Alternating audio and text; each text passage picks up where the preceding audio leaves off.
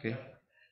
Selamat malam, baik Bapak-Bapak yang ada di sekretariat atau Bapak-Bapak yang sedang ada daring di rumah. Selamat malam semuanya. Kita akan mulai ibadah kita, ibadah PKB tiap 2 minggu sekali.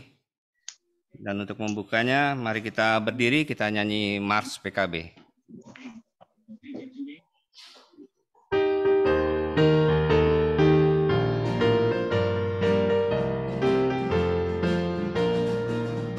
Persekutuan kaum Bapa, seluruh GPIB, bertekad dengan sungguh-sungguh melayani bersama. Kasih Tuhan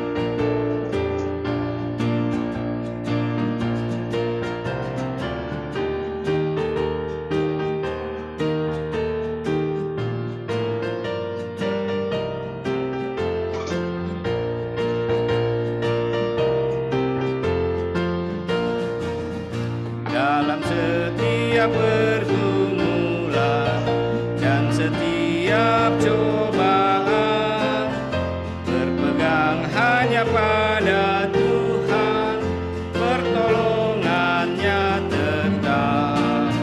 Dengan sabar dan rendah hati, bersyukur senantiasa, memuliakan nama Tuhan kini dan selama-lamanya. Kita tetap berdiri, kita saat teduh sejenak. Mulai.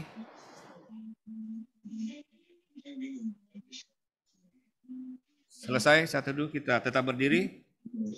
Jemaat, mari menghadap Tuhan dan menyembahnya serta memuliakan namanya karena kasih setianya besar atas kita. Kita menghadap Tuhan dengan menyanyikan Kidung PKJ 27 ayat 1 dan 2, nyanyikanlah nyanyian baru.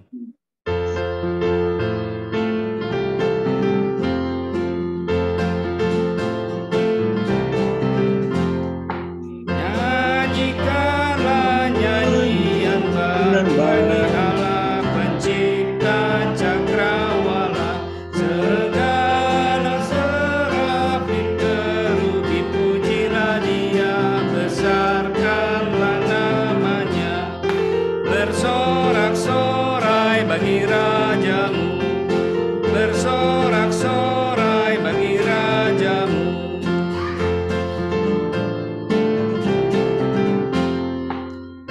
Puji Dia, wahai mentari, wahai bulan, sembahlah Dia terus. Dan wahai bintang-bintang terang yang gemerlapan, muliakan penciptamu, bersorak-sorai bagi rajamu, bersorak-sorai bagi rajamu.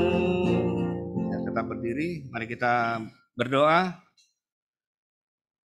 Allah Bapa di dalam sorga, Bapa yang kami sapa hanya di dalam Putramu yang kudus, Yesus Kristus, kami bersyukur atas pimpinan-Mu sehingga kami boleh bertemu melalui tatap muka dan secara online dalam ibadah Pelkat PKB. Berkati serta kuduskanlah ibadah ini dari awal, pertengahan sampai akhirnya, dalam nama Allah Bapa, Anak dan Roh Kudus. Amin. Silakan duduk. Mari kita membaca Mazmur secara berbalasan, Mazmur 57 ayat 10 sampai 12. Aku mau bersyukur kepadamu di antara bangsa-bangsa, ya Tuhan.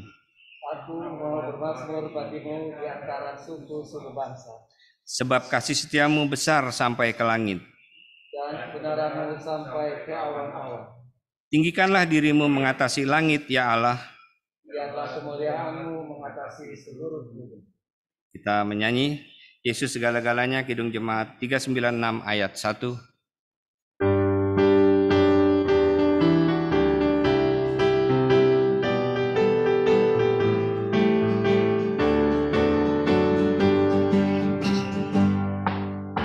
Yesus segala-galanya, mentari hidupku.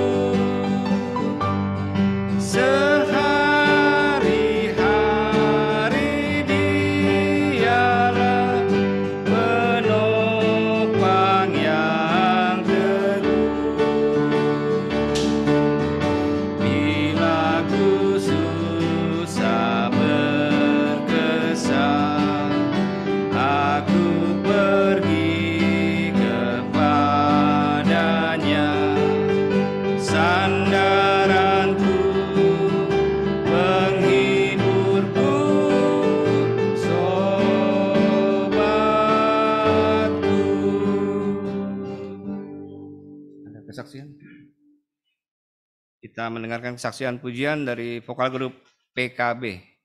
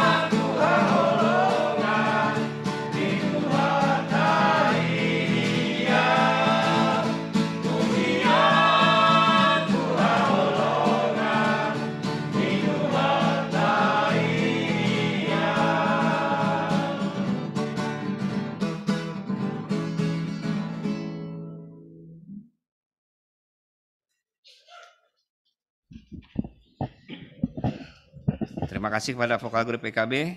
Sekarang tiba waktunya kita masuk ke pemberitaan firman yang akan dibawakan oleh Bapak Franz Mark Sopakua. Silakan.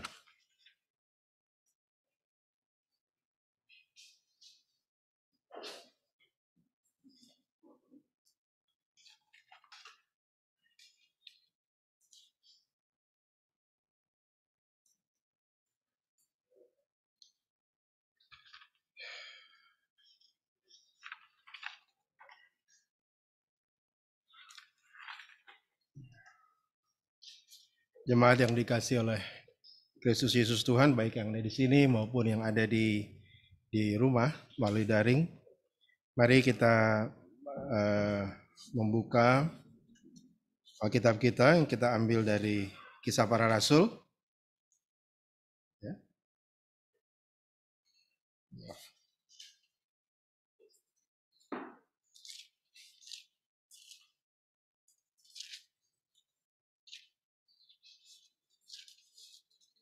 Diambil dari Kisah Para Rasul 9.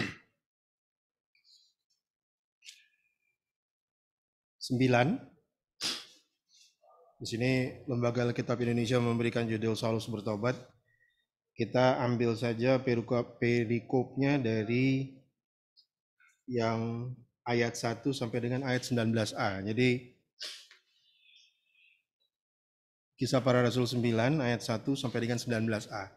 Namun sebelum kita merenungkan firman Tuhan ini, mari kita mohon pimpinan Roh Kudus.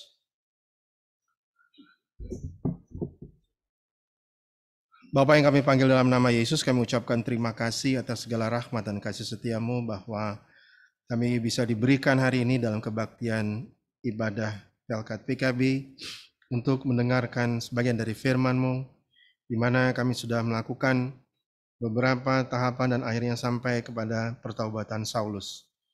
Mulai kami memulainya dari Pentakosta dan sekarang masuk ke pertaubatan Saulus atau yang disebut dengan Paulus. Bapa, tolong di dalam nama Yesus, bukan hamba yang berkata-kata, tapi Engkau sendiri yang berkata-kata di dalam diri hamba. Yesus sendiri yang berkata-kata di dalam diri hamba. Terima kasih banyak Bapa. Terima kasih oleh karena rahmat dan kasih setia.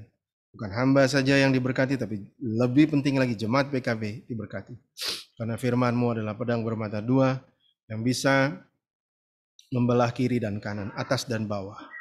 Bapa, kuatkanlah kami, agar kami makin mengenal Kristus jauh lebih dalam lagi. Kami makin mengenal bahwa Engkau sangat mengasihi kami. Kasih Kristus itu begitu dalam, tinggi, dan lebarnya kepada kami. Terima kasih banyak ya Bapa. Berfirmanlah, kami siap mendengar. Di dalam nama Yesus kami sudah berdoa dan mengucapkan syukur. Amin. Jemaat, mari kita bangkit berdiri, di mana pembacaan Alkitab ibadah Pelkat PKB tadi, seperti yang saya sebutkan, Kisah Para Rasul 9 ayat 1 sampai dengan 19a. Saya membacanya ayat 1, Bapak-bapak, rekan-rekan PKB, ayat 2, baik yang di sini maupun di rumah. Selanjutnya sampai dengan 19a. Lembaga Alkitab Indonesia memberi judul Saulus bertobat. Sementara itu berkobar-kobar hati Saulus untuk mengancam dan membunuh murid-murid Tuhan yang menghadap imam besar. Untuk dibawa kepada majelis-majelis Yahudi di Damsyik, supaya jika ia menemukan laki-laki atau perempuan yang memiliki diri dalam Tuhan, ia menangkap mereka dan membawa mereka ke Yerusalem. Dalam perjalanan ke Damsyik, ketika ia sudah dekat di kota itu, tiba-tiba cahaya memancar dari langit mengelilingi dia. Ia rebah ke tanah dan kedengarannya lah olehnya suara yang berkata kepadanya, Saulus, Saulus, mengapakah engkau menganiaya aku? Jawab Saulus, siapakah engkau Tuhan? Katanya, akulah Yesus yang kau aniaya itu. Tetapi bangunlah dan pergilah dalam kota. Di sana akan dikatakan kepadamu apa yang harus kau perbuat. Ayat 7, maka termangu-mangulah teman-teman yang seperjalanan karena mereka memang mendengar suara itu, tapi tidak melihat seorang juga pun. Saulus bangun dan berdiri, lalu membuka matanya, tetapi ia tidak dapat melihat apa-apa. Mereka harus menuntun dia masuk ke Damsyik. 3 hari lamanya ia tidak dapat melihat, dan 3 hari lamanya ia tidak dapat makan dan minum. Di Damsyik ada seorang murid Tuhan bernama Ananias. Firman Tuhan kepadanya dalam suatu penglihatan. Ananias, jawabnya, ini aku Tuhan. Firman Tuhan, ayat 11, firman Tuhan, marilah. Mari, pergilah ke jalan yang bernama jalan lurus dan carilah di rumah Yudas, orang dari Tarsus yang bernama Saulus, ia sekarang berdoa. Dan dalam suatu penglihatan ia sendiri meniup nama Ananias masuk ke dalam dan menumpangkan tangannya ke atasnya supaya ia dapat melihat lagi. Jawab Ananias, Tuhan, dari banyak orang telah kudengar tentang orang itu. Betapa banyaknya kejahatan yang dilakukannya terhadap orang-orang kudusmu di Yerusalem. Dan ia datang kemari dengan kuasa penuh dari imam-imam kepala untuk menangkap semua orang yang memanggil namamu. Tetapi firman Tuhan kepadanya, pergilah, sebab orang ini adalah alat pilihan bagiku untuk memberitahukan namaku kepada bangsa-bangsa lain, serta raja-raja dan orang-orang Israel. Aku sendiri akan menunjukkan kepadanya betapa banyak penderitaan yang harus ia tanggung oleh karena namaku. Lalu pergilah Ananias ke situ dan masuk ke rumah itu. Ia menumpangkan tangannya ke atas Saulus. Katanya, Saulus saudaraku, Tuhan Yesus yang telah menampakkan diri kepadamu di jalan yang kau lalui telah menyuruh aku kepadamu, supaya engkau dapat melihat lagi dan penuh dengan Roh Kudus. Dan seketika itu juga seolah-olah takut berlutut dari matanya, sehingga ia dapat melihat lagi. Ia bangun lalu berbangkit. 19a, mari kita baca bersama-sama. Dan setelah ia makan, pulihlah kekuatannya. Sampai sedemikian jauh firman Tuhan. Terpujilah Yesus Kristus Tuhan. Haleluya.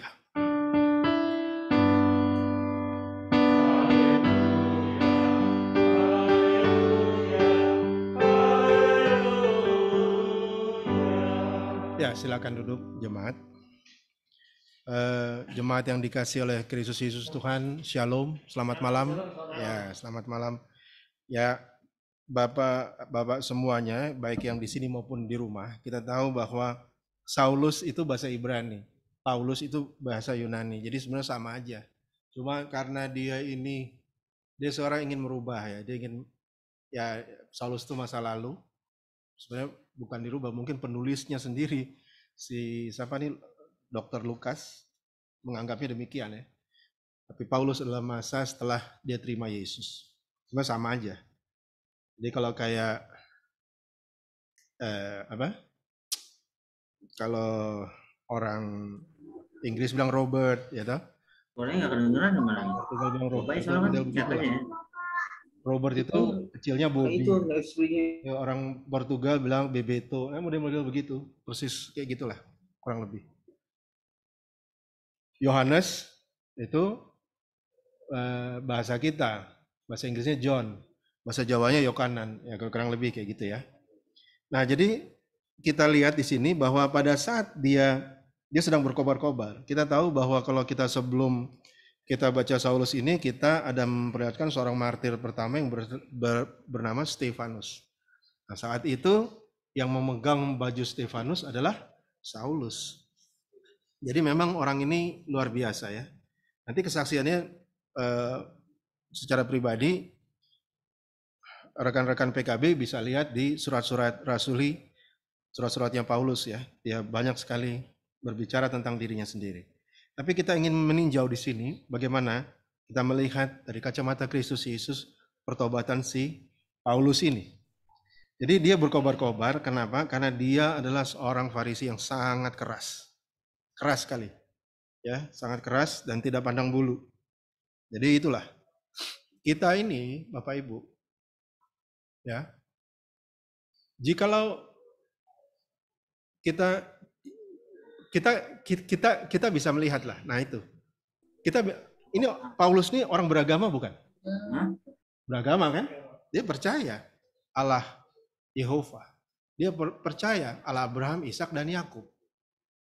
Tetapi cara dia melayani Tuhan itu caranya dengan kebenaran dan kekuatan sendiri. Bukan dengan kasih. Nah ini beda. Sehingga jadi menjadi keras. Kalau kita mau bilang bahasa sederhananya roh agamawi. Jadi kalau kita bisa lihat orang-orang Kristen sekarang ini yang kelakuannya keras, ya karena mereka roh agamawi. Padahal yang namanya pertobatan kita kepada Kristus Yesus itu cuma 3 hal. Kita itu disuruh mengasihi karena Allah adalah kasih, ya, Yohanes 3 ayat 16. Baru kita disuruh mengampuni, ya karena memang kita harus mengampuni. Ditampar pipi kiri, kasih pipi kanan.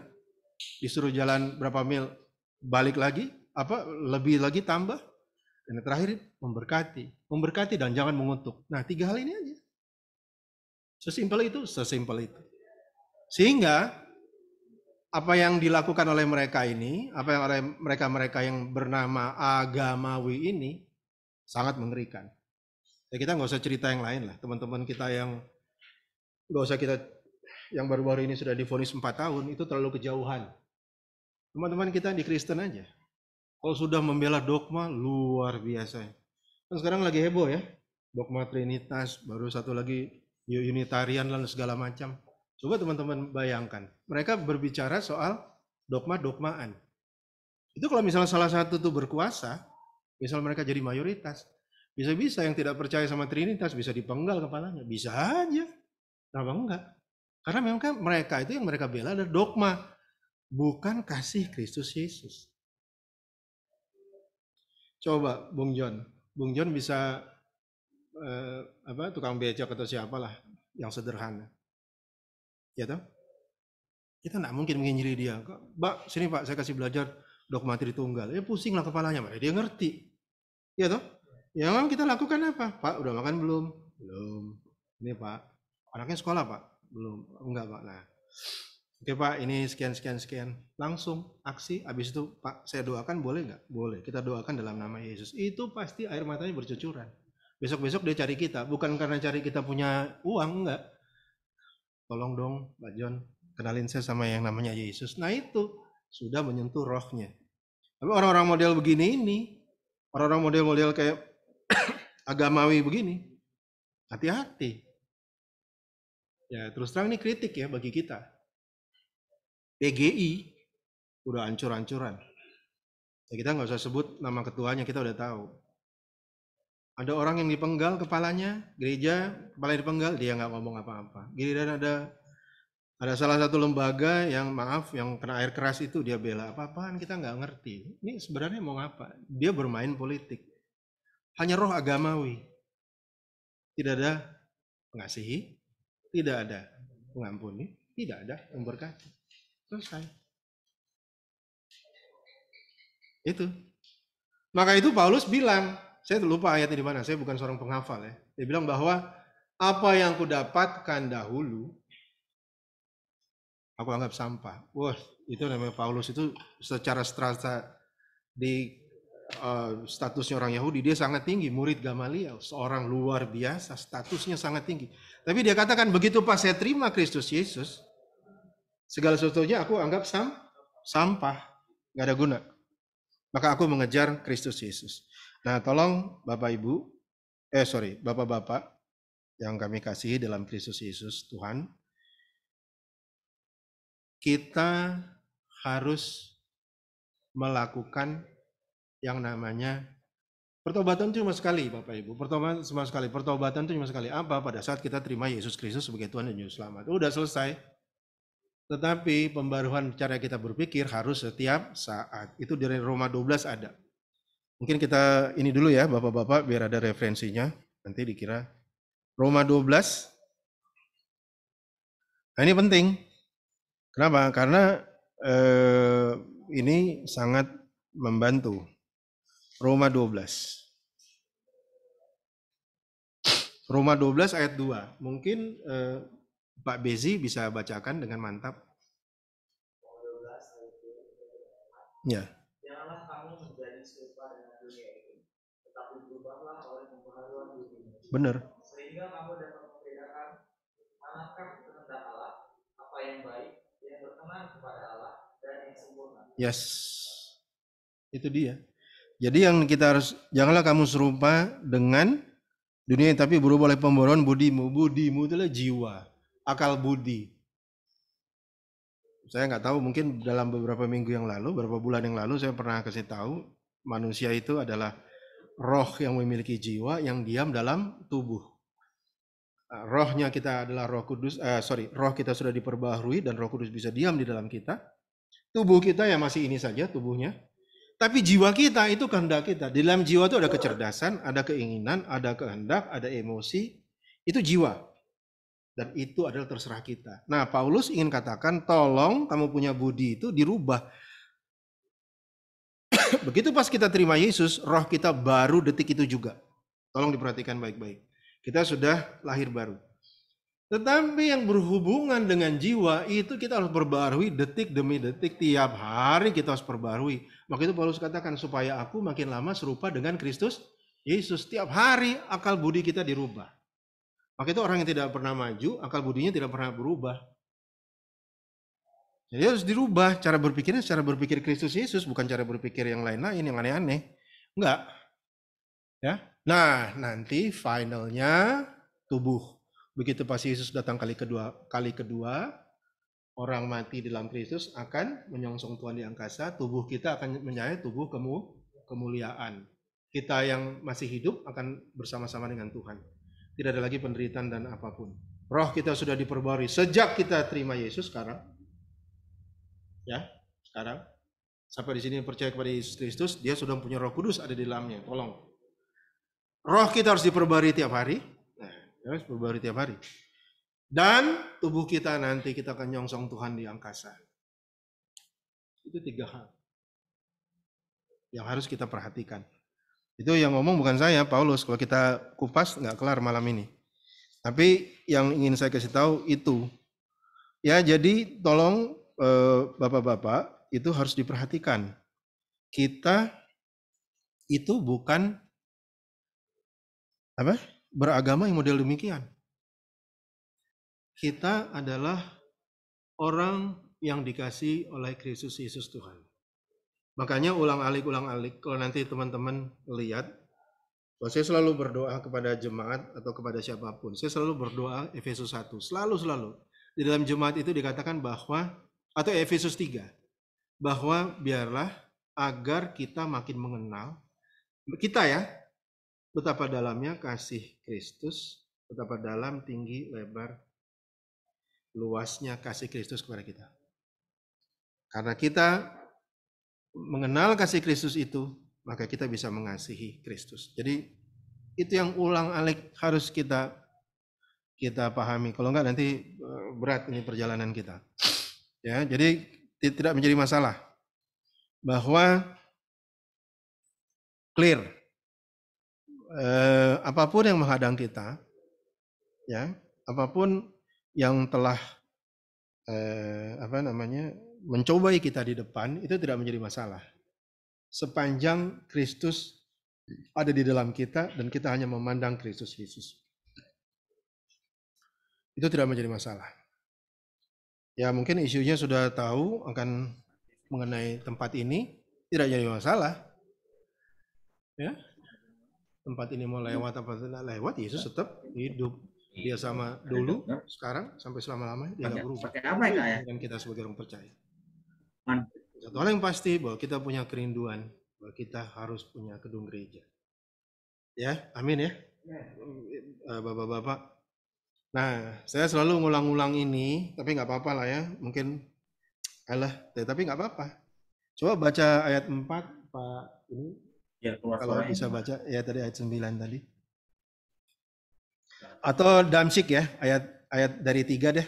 Dari pasal 9 tadi ya 3, habis itu 4, habis itu 5. Maaf Pak, 3, 4, 5 Pak.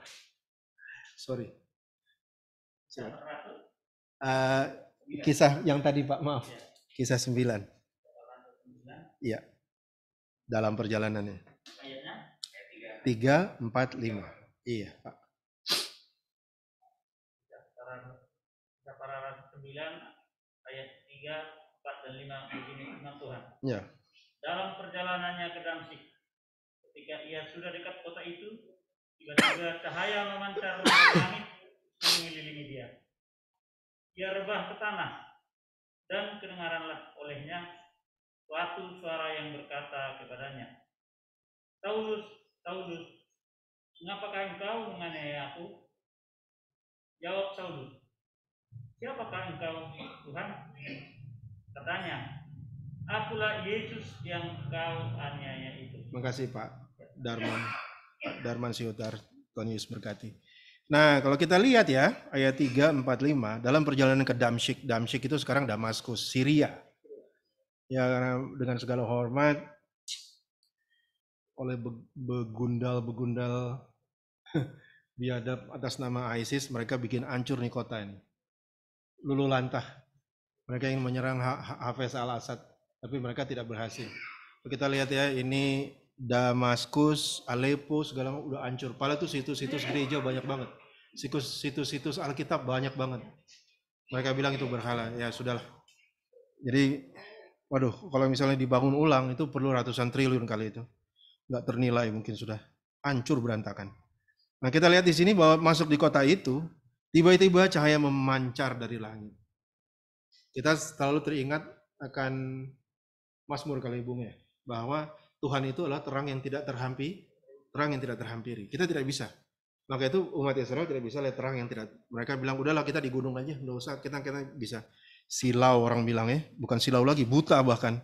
Nah tiba-tiba cahaya, dia langsung rebah ke tanah, baru sinar aja udah langsung rebah, bayangin.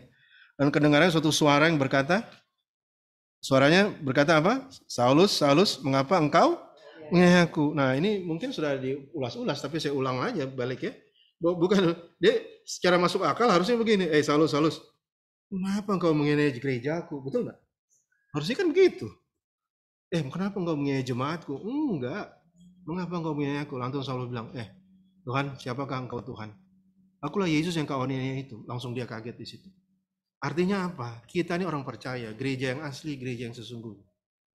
Ada yang berani mengusik kita, sama dengan mengusik Yesus. Salah satu ayat dalam Tawari, saya lupa, satu Tawari apa dua Tawari, kita ini seperti biji mata Allah. Kita kelilipan sedikit aja kita langsung begini. Sama kayak kita.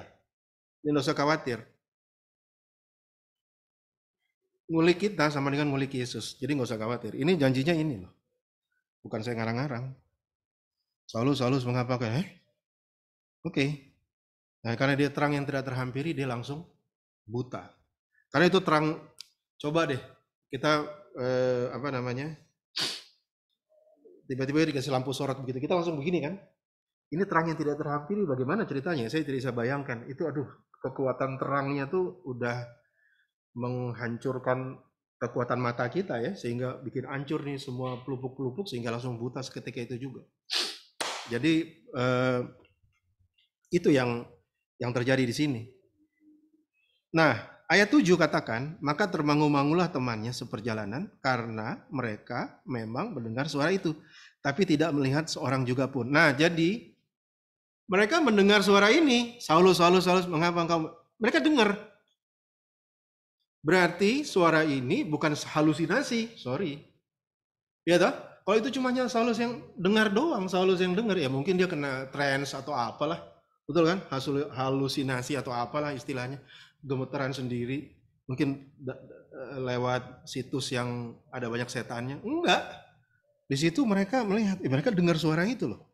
Jadi ada saksinya. Termangu-mangu temannya. Mereka mendengar suara. Lantas, tapi mereka tidak tahu, tidak seorang pun. Akhirnya Paulus bangun, berdiri, lalu membuka matanya, tapi dia dapat melihat. Ayat 8 ya. Maka mereka harus menuntun dia karena dia sudah tidak bisa melihat, masuk ke Damsyik. 3 hari lamanya, ayat 9, 3 hari lamanya ia tidak dapat melihat lagi, 3 hari lamanya ia tidak makan dan minum. Saya percaya, nanti bisa dilihat, dia mungkin sedang merenungkan apa yang bisa dia lakukan ya. Ternyata dia merenungkan kata-kata itu. Dia merenungkan kata-kata Yesus itu. Ya ampun Tuhan, jadi selama ini saya udah keliru. Kata-kata itu sudah membuat dia udah berdosa besar. Maka itu di salah satu suratnya dia mengatakan bahwa karena aku inilah rasul yang paling berdosa, saya lupa ya Bung Jan, teman-teman, maka itu saya bekerja harus lebih luar biasa. Ya, dia bilang begitu. Lalu dia penganiaya jemaat, gila. Langsung Ananias aja ngomong kok komentar. Emang Ananias bilang, lalu Ananias kan dapat perintah dari Tuhan. tolong kamu pergi ke jalan lurus, bla bla bla. Baru Ananias bilang, oke Tuhan, dia nggak kayak gitu. Tuhan, nanti dulu. Ini orang nih ngeri loh. Kan orang dia udah tahu nih betapa banyak yang kejahatan yang dilakukan. Tapi Tuhan bilang, pergi. Orang ini adalah alat pilihan bagiku untuk memberitakan namaku kepada bangsa-bangsa lain, serta raja-raja dan orang-orang Israel. Nah, jadi teman-teman, saya ingin kasih tahu begini. Kita nggak usah, ini Tuhan ini bekerja luar biasa. Kalau kita lihat 12 murid Yesus, 12 rasul, itu adalah soko guru gereja. Kalau kita baca di kitab Wahyu, itu tidak tergantikan tempat itu. Dia penopang gereja sampai nanti Yesus datang kali kedua. Ini kursi tidak bisa ada gantinya. Maka itu Yesus katakan kepada Petrus, Simon, namamu bukan lagi Simon, tapi di atas Petra ini aku akan dirikan jemaatku. Jadi namamu Petrus sekarang. Di atas batu karang ini aku akan dirikan jemaatku. Jadi artinya apa? Orang-orang yang sederhana ini adalah soko guru jemaat. Bayangkan, maaf cerita, ini orang-orang ini kan orang nggak berpendidikan ya. Orang yang sangat sederhana, sangat sederhana. Tetapi soko guru jemaat. Sampai detik ini. Dan Paulus harus tunduk kepada mereka. Paulus saja nanti kalau kita baca di berikutnya, pada saat ada sidang di Yerusalem, Paulus tunduk karena mereka adalah orang terdekat Yesus. Nah, Paulus katakan bahwa Yesus katakan bahwa kalau Petrus itu mengkristenkan orang Yahudi, tetapi kalau Paulus mengkristenkan bangsa-bangsa non-Yahudi. Serta, nah ujungnya apa? Raja-raja dan orang-orang Israel. Ya Tuhan tuh juga pakai akal sehat Bapak Ibu. Orang nggak sekolah kayak Petrus, disuruh ngadap raja-raja, dia mau ngomong apa? Dia nggak ngerti apa-apa. Tapi orang yang punya pengetahuan seperti Paulus, tentu dia tahu latar belakang teologi perjanjian lama itu bagaimana, dan latar belakang teologi dari yang dia terima dalam Yesus Kristus itu bagaimana. Nah maka itu akan khususkan. Jadi kita nggak usah berkecil hati ya. Kita tidak usah berkecil hati bahwa aduh bagaimana ya. Kita yang penting kita berdoa saja. Tuhan akan memberikan penginjilan, bagaimana saya bilang contoh tadi tukang beca. Tuhan juga bisa bertobat orang yang paling high level, paling tinggi. Tuhan bisa lakukan apapun. Bahkan orang yang paling jenius sekalipun yang dia katakan bahwa Tuhan itu sebenarnya nggak ada. Tuhan bisa kasih bertobat, jangan salah. Cuma kita tidak tahu. Ini Paulus ini kalau kita anggap kecerdasannya itu luar biasa. Yang kalau kita bandingkan dia, kalau dasar dari perjanjian lama itu Musa. Musa dia katakan hikmatnya itu melampaui, itu udah luar biasa lah. Dasar dari segala dasar hukum mungkin kita harus belajar dari Musa ya. Nah, belajar dari dasar teologi perjanjian baru, Paulus. Dua orang yang luar biasa. Tetapi di dalam Kristus Yesus, semua keluar biasaan itu semuanya hilang di dalam Kristus. Artinya ya tetap kita harus belajar, kita harus tetap itu tapi harus tunduk di dalam Kristus Yesus. Jadi ini ada adik di sini, ada teman-teman muda ya. Ada Lukas di sini. Tetap harus tuntut ilmu setinggi-tingginya karena Tuhan Yesus bilang begitu. Tetapi semua itu harus dibawa di dalam Kristus Yesus. Itu sudah nggak ada cerita lagi. Jadi bukan hanya nanti pas cari jodoh baru tanya. Jangan semua apapun. Mau masuk jurusan ini tanya Tuhan Yesus. Mau kawin dengan apalagi mau kawin. Harus lebih tanya lagi. Apapun. Maka itu ada yang disebut dengan Jesus only. Ya, memang hanya Yesus. Paulus katakan, ya jadi hanya pusatnya hanya Yesus. Tapi itu satu hal yang kita akan pelajari lebih lanjut. Nah, lalu akhirnya Ananias pergi, dia menuntun, dan selalu saudaraku, Tuhan Yesus telah menampakkan diri kepadamu di jalan yang engkau lalui, telah menyuruh aku kepadamu, supaya engkau dapat melihat lagi dan penuh dengan Roh Kudus. Bapak Ibu, ini adalah literasi yang ditulis oleh orang Yunani. Bukan bahasanya Yunani ya, enggak. Tapi orang Yunani yang tulis ini. Yang nulis ini Dr. Lukas. Dia tulis itu Injil Lukas dan dia tulis ini Kisah Para Rasul. Kalau di dalam hal ilmu pengetahuan soal tulis, tata tulis dan lain sebagainya, orang Yunani tidak usah lagi diragukan. Jadi tulisan-tulisan ini kita bisa katakan bahwa tulisan-tulisan ini adalah tulisan-tulisan yang betul-betul luar biasa. Coba ceritanya ini. Semuanya kita lihat luar biasa kan? Semuanya itu ada konfirmasi begitu. Ternyata Paulus tidak kena detail sekali. Paulus tidak kena halusinasi, tapi ada yang mendengar. Habis itu ada Ananias menyembuhkan. Semua orang melihat peristiwa tersebut. Jadi semua ini adalah fakta. Sekali lagi saya katakan, semuanya ini adalah fakta. Jadi kita tidak perlu mengkhawatirkan apapun yang firman Tuhan katakan. Kita harus berdiri kuat di atas firman Tuhan ini.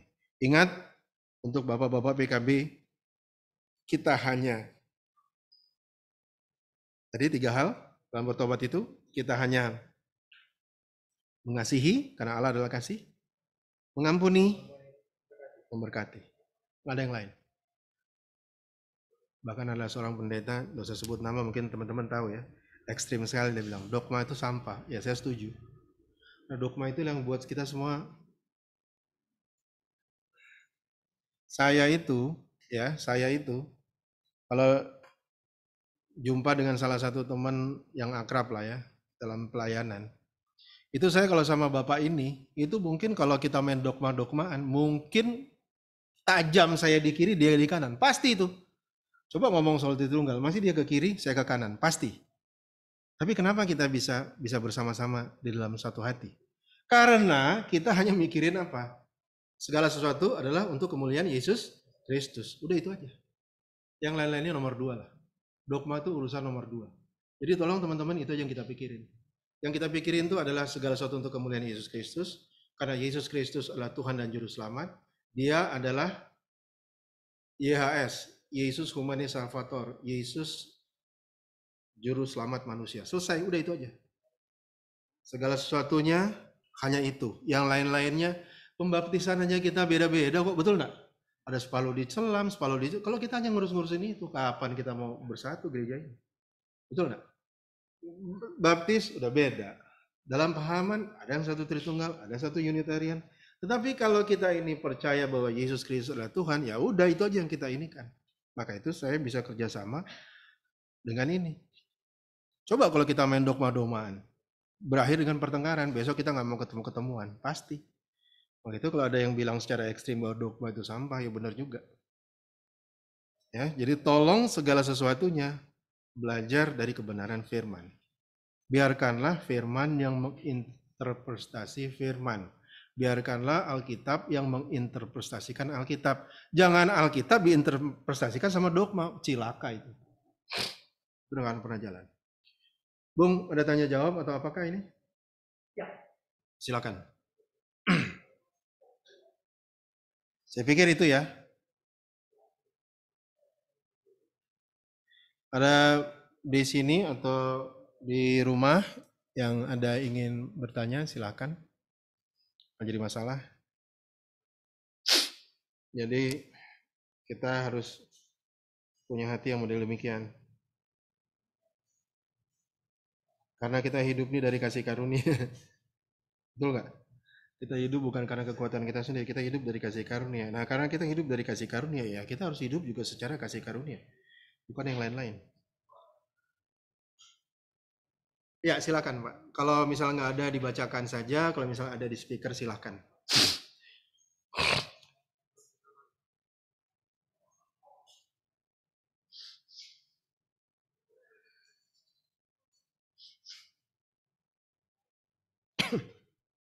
Bung, saya minum dulu ya. Bentar Bapak, saya minum dulu.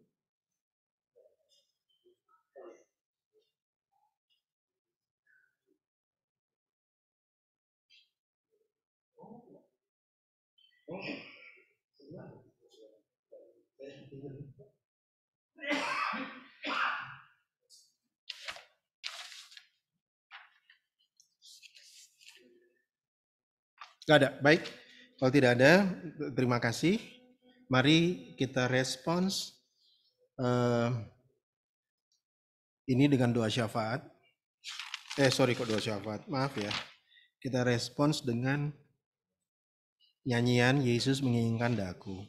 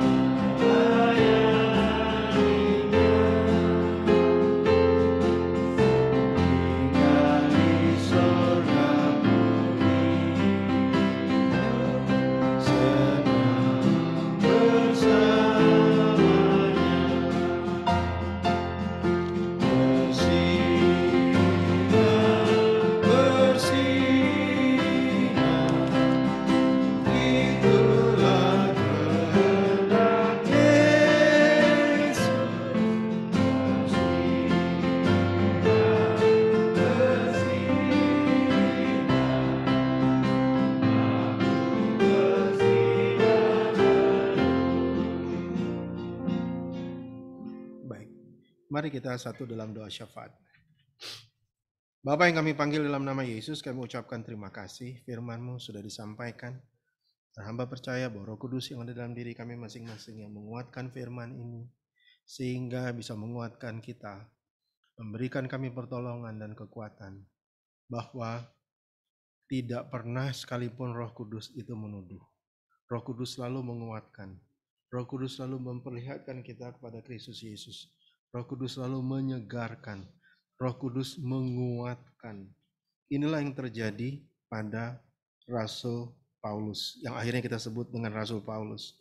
Di mana akhirnya setelah dia mengalami suatu hal yang luar biasa, yang tadinya seorang pembunuh, penganiaya jemaat, banyak tidak terhitung orang yang mati di tangan dia, tapi akhirnya dia penuh dengan Roh Kudus. Seberapa hebat dan najisnya dosa itu tidak bisa melampaui kasih karunia Tuhan Yesus Kristus. Tidak bisa. Kasih karunia itu jauh melampaui dari segala dosa yang ada. Tidak bisa. Jadi oleh sebab itu kami ucapkan terima kasih. Segala kuat kuasa dosa tertutup oleh kasih karunia Yesus Kristus. Sehingga orang sebiadab Paulus pun akhirnya bisa tunduk di dalam Kristus Yesus dan menjadi alat yang luar biasa. Bapak, ini suatu pelajaran bagi kita bahwa kita pun akhirnya mengerti bahwa kita tidak bisa beragama dengan cara seperti caranya Paulus yang lama. Itu hanya roh agamawi yang ada. Tetapi cara yang benar adalah bagaimana hidup bergaul dengan Kristus Yesus. Roh Kudus, roh yang penuh dengan kasih, roh yang penuh dengan pengampunan. Sekalipun memang tidak mudah, tapi harus kita sadari. Minimal itu suatu pengertian dalam diri kami sendiri. Bahwa apapun itu Tuhan, tolong kuatkan jemaat-Mu. Jemaat PKB yang bisa mendengarkan ini. Terima kasih banyak ya Bapak. Kami ucapkan terima kasih atas pengertian yang dalam ini yang Kau berikan kepada kami. Sehingga kami bisa makin lama makin kuat. Bahwa memang sejatinya kami hanya mengasihi, kami hanya mengampuni, dan kami hanya memberkati. Tidak ada yang lain. Kenapa? Ya karena kami sudah dikasihi oleh Tuhan, oleh Allah Bapa dalam Kristus Yesus. Kami sudah diampuni oleh Allah Bapa dalam Yesus Kristus, dan kami sudah diberkati oleh Allah Bapa dalam Yesus Kristus. Nah, hal yang cuma-cuma itu harus kita berikan juga kepada orang lain. Terima kasih banyak ya Bapak. Kami sekarang berdoa untuk jemaatmu di tempat di mana jemaat PKB, di mana Pak Edwin S. Permana, Sekretaris PKB, kena COVID sekeluarga. Oleh sebab itu kami berdoa Bapak di dalam nama Yesus. Firman-Mu berkata bahwa oleh bilur-bilur Yesus kami telah sembuh.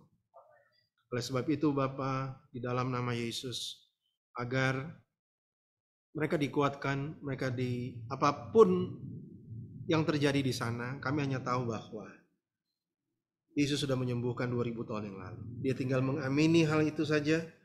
Apapun yang terjadi, mereka sehat walafiat kembali tanpa apapun. Mulai dari detik kami berdoa ini ya Bapak. Mengucapkan terima kasih untuk segala hal yang buat bapak-bapak PKB di sini. Mulai dari Pak Darman, Bung John, Pak Yanwar, Pak Manulang, Pak Besi, Pak Yono, Pak Pak Beni, Mas Andi, Mas Lukas, Ibu Eta, dan hamba-Mu sendiri beserta dengan orang-orang yang ada ikut dengan daring. Tuhan mau berkati. Karena apa Bapak? Karena di dalam nama Yesus Tuhan sudah memberkati kami semua di sini. Kami ucapkan terima kasih Tuhan. Kami ucapkan terima kasih. Kami ucapkan terima kasih atas apa yang telah Engkau berikan kami selama ini. Mulai dari pelayanan, kehidupan kami, entah itu kelulusan, bahkan mungkin ada yang terima di PTN, bahkan ada yang diterima di negeri, diterima di apapun, kenaikan pangkat, yang sekarang sedang mencari pekerjaan. Tuhan yakin bahwa di dalam nama Yesus tidak ada satupun yang mustahil. Yang ada pekerjaan akan diberikan jauh lebih baik. Bahkan Tuhan akan berjalan dengan cara yang luar biasa. Saya percayakan hal itu ya Bapak, oleh karena rahmat dan kasih setia. Berkati Bapak-bapak yang saya sebutkan namanya tadi bersama dengan keluarga, istri dan anak-anak mereka. Terima kasih banyak Bapak. Dari PKB, sektor 1 sampai sektor 8, Tuhan mau berkati juga. Tidak lupa kami berdoa nanti untuk Bapak Pendeta James, yang nanti akan alih tugas, digantikan oleh Bapak Pendeta Soeharto, di mana Pendeta James akan ke Cibinong, sedangkan Pak Soeharto akan ke sini. Sebab itu Bapak dalam alih tugas ini agar tidak satu kurang apapun, tapi kami makin baik dan makin baik dan makin baik lagi. Berita yang kami tidak dengar itu tentu tidak mengenakan, tapi kami tidak peduli Tuhan. Kami hanya memandang Engkau saja, Kristus Yesus Tuhan. Kami hanya memandang Yesus saja ya Bapak. Kenapa? Karena memang Engkau memerintahkannya demikian.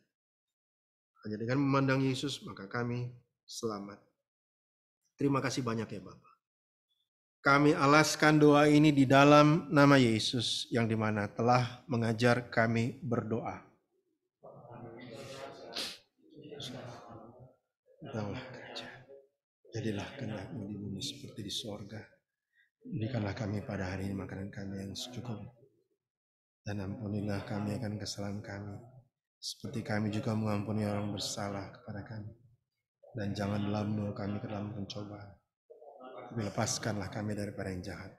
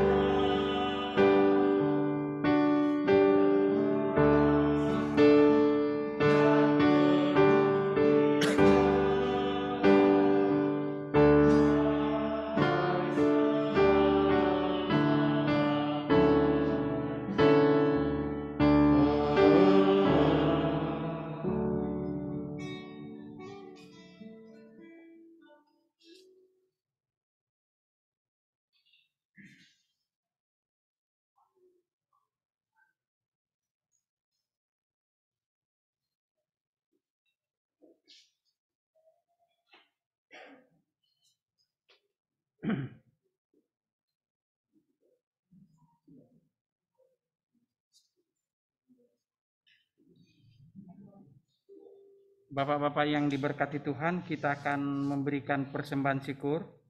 Jemaat, marilah kita memberi persembahan syukur kepada Tuhan. Ingatlah firman Tuhan dalam 2 Korintus 9, 2 Korintus 9,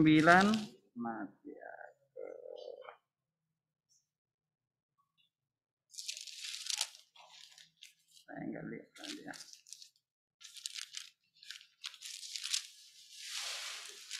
Kecil banget. 2 Korintus 9 ayat 7 yang berkata, hendaklah masing-masing memberi menurut kerelaan hatinya, jangan dengan sedih hati atau karena paksaan, sebab Allah mengasihi orang yang memberi dengan sukacita. Tuhan memberkati saudara dan persembahan saudara. Kita menyanyikan Kidung Jemaat 393.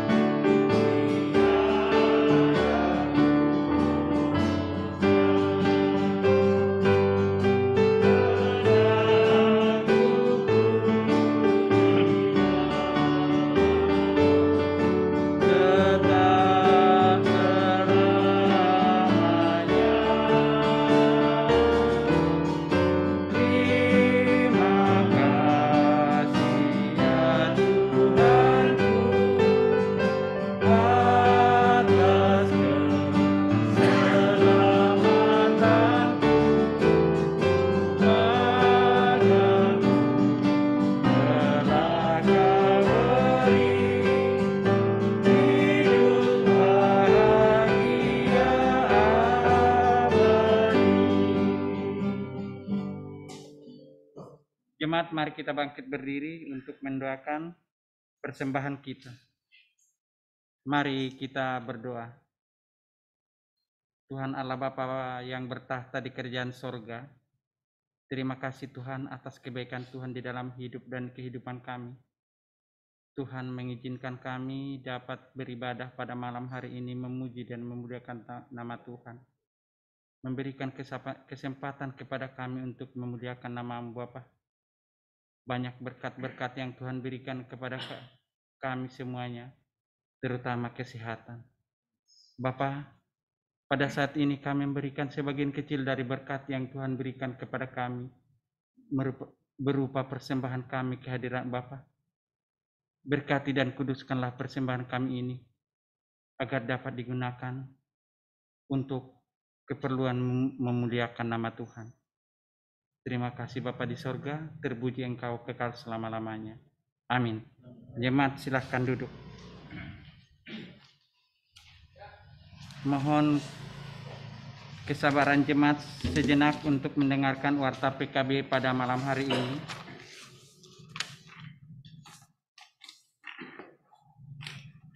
Warta yang pertama, kami mengucapkan terima kasih kepada pelayan firman Bapak Penatua Frans yang telah memberitakan firman Tuhan pada malam hari ini. Tuhan Yesus memberkati Bapak pelayanan Bapak dan Tuhan Yesus memberkati keluarga Bapak. Kami juga mengucapkan terima kasih kepada organis Ibu Margaret. Tuhan Yesus juga memberkati Ibu dan keluarga. Juga kami mengucapkan terima kasih kepada gitaris Bapak John Lakes Subun. Tuhan Yesus memberkati Bapak dan keluarga.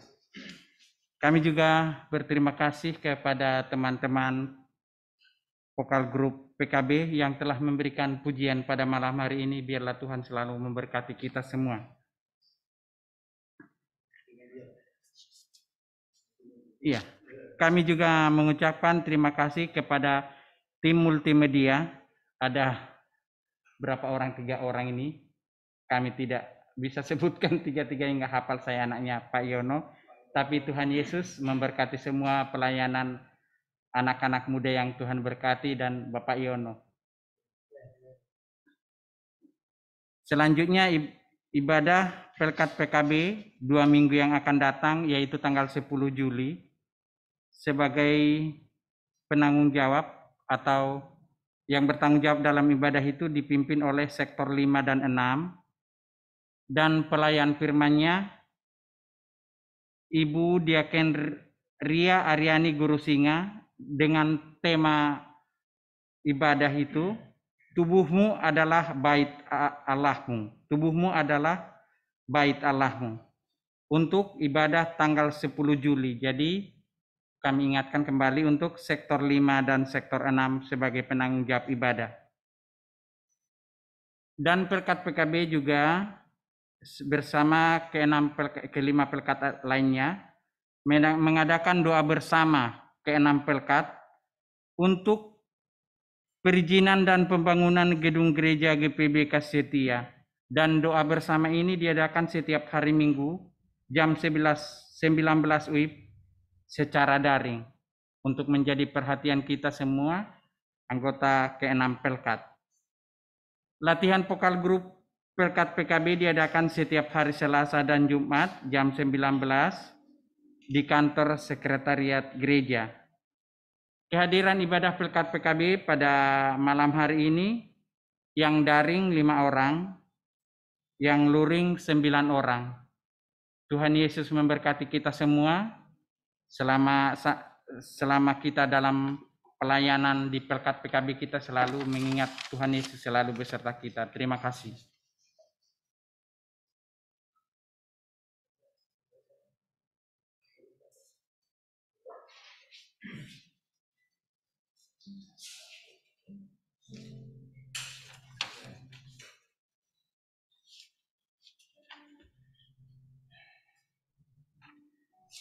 Jemaat PKB yang dikasihi oleh Kristus Yesus Tuhan, mari kita berdiri. Pergilah dalam damai sejahtera Tuhan Yesus dan lakukanlah firman Kristus yang telah Bapak-bapak dengar. Mari kita nyanyikan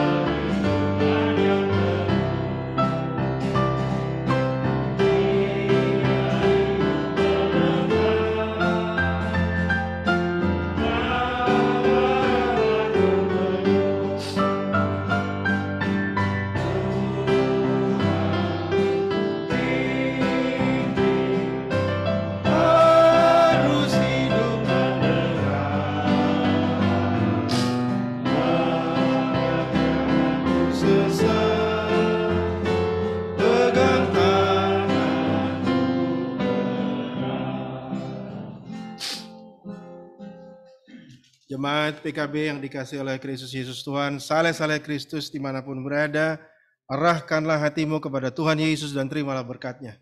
Kasih karunia Tuhan Yesus Kristus, kasih Allah Bapa, dan persekutuan Roh Kudus menyertai saudara sekalian.